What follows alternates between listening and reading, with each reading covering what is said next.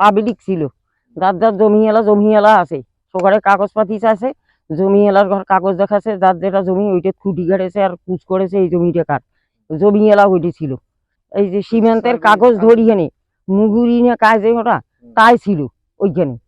আমি ওটা খাড়িয়া আসো, খাড়িয়া থাকি এখানে দেখোছো, দেখার পর মুখেছো আমার এদিকে সেলাই আসি ফেরে আবেদারও এইটি বলে সামনে আবেদারা হোক চিগড়ি কংসে মুছে বা এদিকে দেখিস আয় তোর বাগান বাড়ি দিয়ে যে কিল্লা গাড়েছে, তা আমার পুলিশক যে কাহ খবর দিয়েছে না এমা যে কিল্লে সিমেন্ট গাড়েছে, তা ব্যাপারটা কি এমা তো পুলিশক রাখার জন্য আমার বিজিবি ছাড়া তো মা সিমেন্ট কিল্লা গাড়েছে, ই ব্যারিকেডের না সিমেন্ট ব্যারিকেড আরে কিল্লা গাড়েছে। গাড়ার পর সেলা ফির আবেদার কাছে বা করে তাম গোছো আই ওদি আয় সামনে আগে যা অঙ্করি বল কংসে আগে যা। তারপর ফির অঙ্কানা কোল কাছে তা করু গতি হামালা কি করি, তারপর ফির এদি যে কাজে ফির বিজিবি ফোন দিছে, তারপর বিজিবি আসি এখানে এই যে নাগি গেল গ্যামজাম খেলা খেলেছে। বিজিবি ফির আমার বাধা দিছে, আমার বিজিবি সব সময়ের জন্য বাধা দিয়েছে যে আপনারা 150 গাছের ভিতরে কোনো কাজ করি পাবেন না, 150 গাছ যদি ওমা ফির কয় যে উপরওয়ালা যদি উপরওয়ালার অর্ডার আছে, সেই মা কইছি উপরওয়ালার অর্ডার থাকলে কাগজ দেখান, কাগজ দেখে তোমার সিমেন্টের কাজ করো।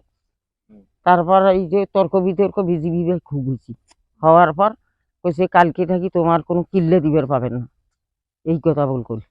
এমা তো সেলা তো মানিল, মানার পর তো এই যে আজ আবার 12টার সময় এই যে আমার পুলিশ নামাজ পড়ি সন্ধ্যাইছে, পুলিশ কিন্তু সকাল হাতে ছিল বলে নামাজ পড়ে গিয়েছে, হিদি ফির আবার 12টার সময় এমা আসি এই যে নিশ্চান গাড়েছে।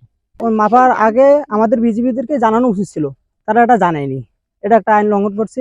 মানে বিএসএফ ওরা নিজে আসি গাড়ছে, এটা আমাদের বিজিবিদেরকে জানায়নি। পরবর্তীতে আমাদের বিজিবি জানানোর পর ওরা এর প্রতিবাদ করছে। বিজিবি বলছে যে আপনারা এই আইন লঙ্ঘন করছেন, এটা আপনাদেরকে তুলে নিতে হবে, কিন্তু ওরা তুলে নেয়নি।